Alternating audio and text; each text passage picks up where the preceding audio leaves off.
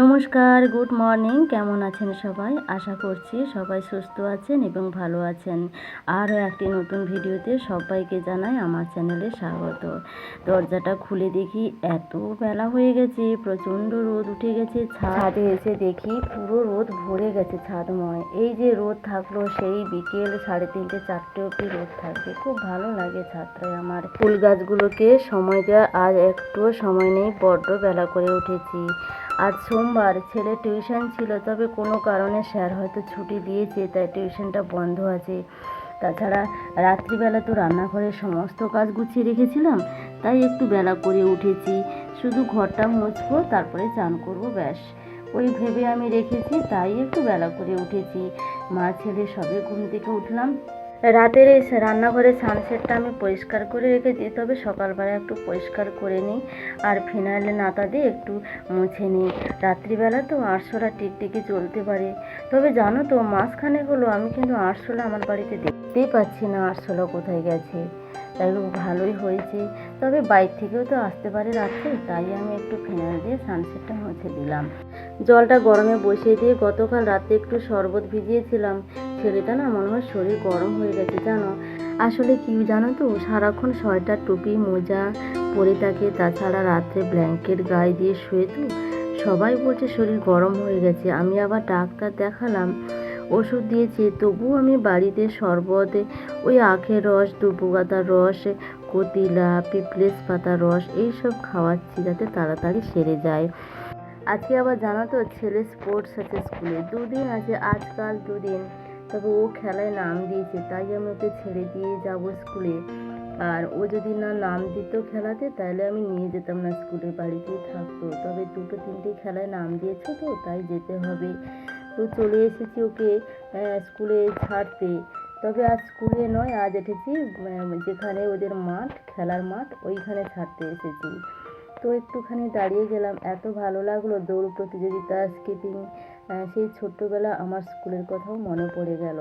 কিন্তু কিছু করার নেই, সময় তো এগিয়ে যায়। ওখানে ছেলে ওই 100 মিটার দৌড় আছে, আলু দৌড় আছে, আর চামচগুলি দৌড় আছে, আর অবজারভেশন টেস্ট আছে। এই 4টে খেলায় ছেলে নাম দিয়েছে। তো ওর তো অনেকটা সময় লাগবে, আমি ওকে ছেড়ে দিয়ে চলে যাব।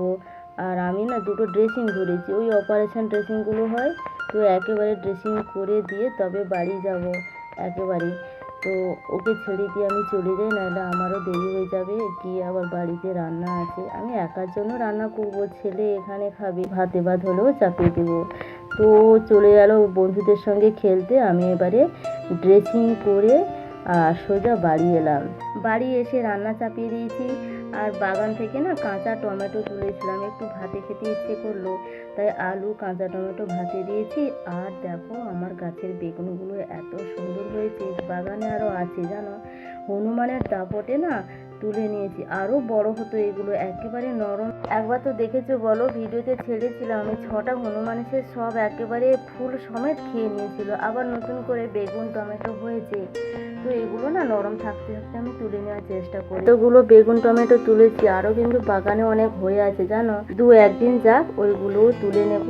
ওইগুলো একেবারে ছোট ছোট জানো, তুলে লাভ নেই। নরম বেগুনের গরম গরম ভাজা, কাঁচা টমেটো আলু ভাতে আর ঘি, এই দিয়ে জানি দুপুরের খাবারটা সেরে নেব। তো একার জন্য রান্না করেছি জানো। ভাতটা সবে বেরিয়েছি, আর পেছন থেকে ছেলে এসে আমার জড়িয়ে ধরেছে। আমি কি হলো, ও হঠাৎ করে এসে গেছে জানো, এত দূর থেকে স্কুল থেকে একা এসেছে। একা নয়, বন্ধুদের সঙ্গে এসেছে। তো আমি খুব একটু বকলাম যে একা আসতে নেই, কারণ ছেলে মানুষ তো, আর কোথায় কি হবে। আর প্রচণ্ড গাড়ি যায় আমাদের ওই দিকটা জানো। তো ওই ভাতই মা ছেলে ভাগ করে খেয়ে দুপুরবেলা রোদে একেবারে ছাদে এসে গেলাম। আমার ফুল গাছগুলোকে একটু জল দিয়ে, আর বা জামা কাপড়গুলো মেলা আছে ওইগুলো ভাঁজ করে নিয়ে একেবারে চলে যাবো নিচে। আর আমার বাগানের এই পিটুনিয়া গাছগুলো এত সুন্দর ফুল ফুটেছে।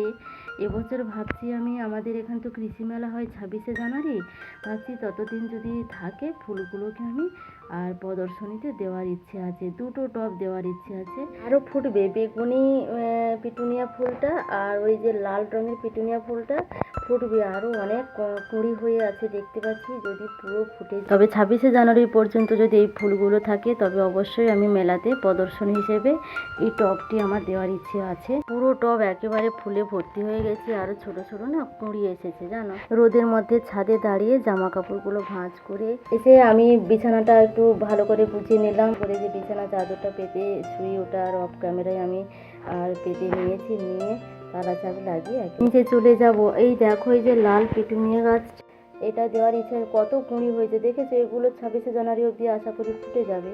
তো এইটা দেওয়ার আমার একটু ইচ্ছে আছে। আর দেওয়ার ইচ্ছে আছে বেগুনিটাও অনেক ফুটেছে, আবার অনেক কুঁড়িও এসেছে জানো।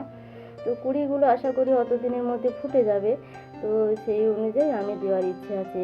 বিকেলে দেখো এত সুন্দর লেগেছে, গাছে রোদ পড়েছে, বিকেলটা খুব সুন্দর লেগেছে আমার ছাদ বাগানটাকে।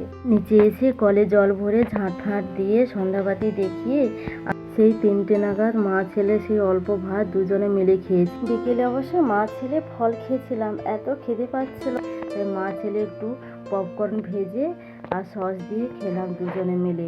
ছেলেরও খিদে পাচ্ছিল, আমারও খিদে পাচ্ছিল, তাই দুজনে মিলে খেয়ে দিয়ে আর রাতের রান্নাটা একেবারে সেরে নিলাম।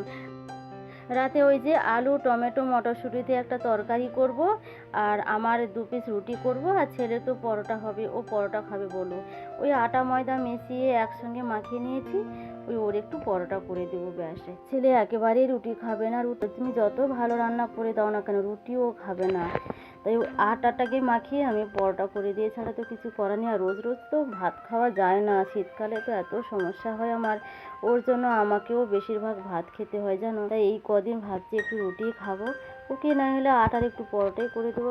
এই রান্নাটা করে ওকে আমি পড়াতে বসাবো। এই কদিন পড়াতে বসায়নি, ও একা একা পড়া করে নিচ্ছে, আমি নাকি বসলে ওর নাকি পড়া হয় না, তাই আমি আর বসাইনি। আর আজকে বললো মা আমাকে একটু পড়াতে বসাও। বিকেলে এমনি অবেলা খাওয়া হয়েছে, তারপর একটু ফল খেয়েছিলাম, সন্ধ্যাবেলায় পপকর্ন ভেজে খেয়েছিলাম মা ছেলে, তাই সন্ধ্যাবেলা না দুধটা ওকে আর খাওয়াইনি। ওই রাতের শেষে খাওয়া দাওয়ার পর একটু গরম গরম দুধ দিয়ে দেবো। রান্নাঘরের সমস্ত কাজ আমার কমপ্লিট, বাসন মেজে আমি ফ্রেশ হয়ে এসে গেছি, ছেলেটাকে একটু পড়াবো। আজ আসি, ভিডিওটি তাহলে এখানে শেষ করলাম। আমি ছেলেটাকে একটু পড়াই। ভালো থাকুন, সুস্থ থাকুন, আর অবশ্যই পজিটিভ থাকুন। ভিডিওটি কেমন হয়েছে অবশ্যই কমেন্টে জানিও, আর ভালো লাগলে একটা লাইক করে দিও। Bye bye.